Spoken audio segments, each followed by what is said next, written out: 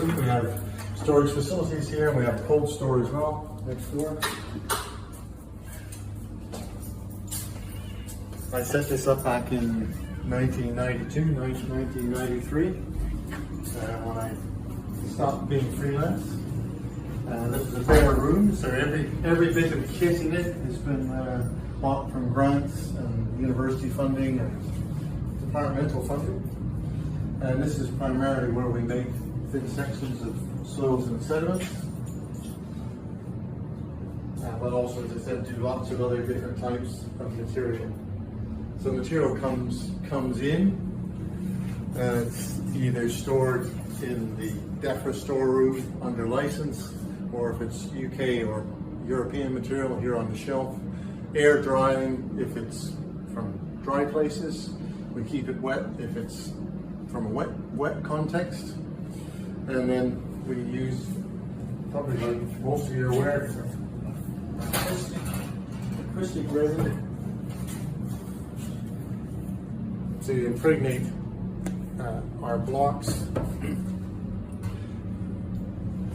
So we've got some blocks here from a neothic long barrow in the Cotswolds. Samples come in as blocks.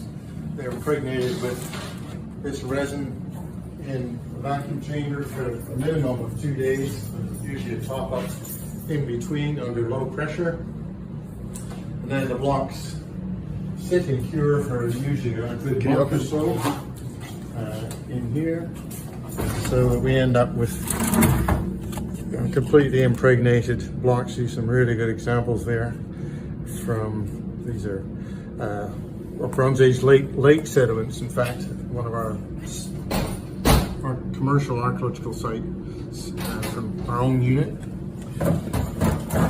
just outside Cambridge. So we end up with impregnated blocks, this kind of thing.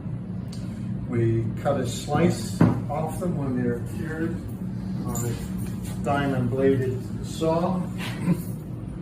So we end up with something usually a bit thicker than this, really 4 or 5 millimeters thick. And then we also, when we polish a set of, always work in sets of 3, polish a set of glass slides so they're all the same thickness. And when we do a temporary mount of the slice on one of these slides, mounted onto the chucks in the Bro thin sectioning machine to actually smooth one face. Then we marry that absolutely smooth, finely polished face onto the polished glass. And then obviously we mount that properly with just a hot mix of the same resin that we use for impregnation, and put it back on the Bros to actually grind them away until we can see light through them, down to about 25-30 microns of thickness.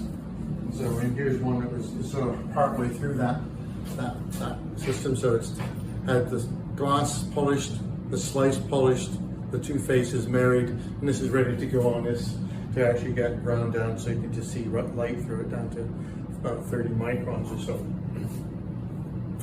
And then you end up with the finished slides that you saw earlier. I've been working on them up on the polarizing scopes up in the 4.2 McBurney lab. And generally it takes a good, we can do a rush job on some materials in a couple of weeks if we really have to. But usually we're looking at several weeks to a couple of months, and we always have a queue. Sometimes the queue is nearly a year long in terms of graduate students and doctoral students in my own projects to actually get through. So we're always busy.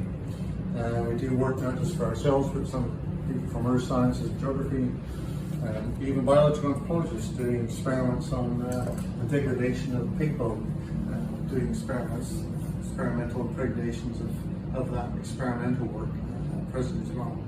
So lots of different things always going on.